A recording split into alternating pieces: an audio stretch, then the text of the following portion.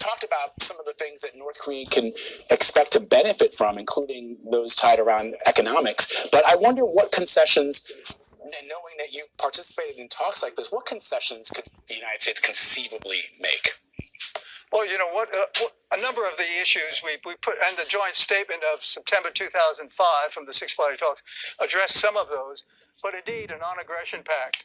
We're talking about ending the Korean War with a peace treaty.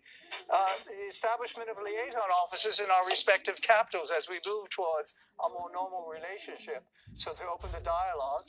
And then, given that, the foreign direct investment that would be flowing in. But when you look at movement towards a more normal relationship with the U.S., that immediately lends itself to the question of security assurances. Because as they get closer to the U.S. and eventually, all things equal to include human rights issues, illicit activity issues, if and when there's normalization, then one would say, okay, those joint military exercises, if we're looking at those exercises, they would be put on, I would think they would be put on the table. But presently, that's an issue between the U.S. and South Korea. And I think the North Koreans know, we've told them that often, do not talk about our military presence in South Korea. It's not your business. It's between South Korea and the U.S. And the same thing for the joint military exercises. They're defensive in response to a threatening North Korea, and it's between the U.S. and South Korea. But as we normalize, as we come together, obviously all these issues will be put on the table.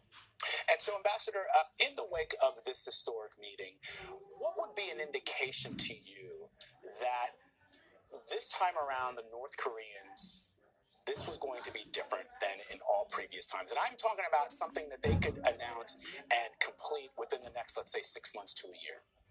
Okay, I would say, and continue the moratorium, no more missile launches, no more nuclear tests, that's totally off the table, but a declaration, an immediate declaration of their nuclear weapons, their facilities, and their personnel, a very comprehensive one, and signing a verification protocol that meets the IAEA standards, safeguard standards, to include, if you will, those authorities for the monitors to leave declared nuclear facilities to inspect non-declared suspect nuclear facilities, which is why we found with the joint statement of 2005, they would not sign up to that type of a verification regime.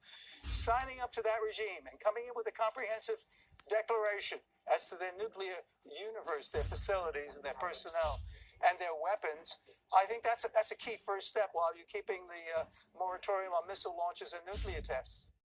One thing that might not come up, though, is Pyongyang's notorious cyber program. We'll break that down. You're streaming CBSN, CBS News, always on.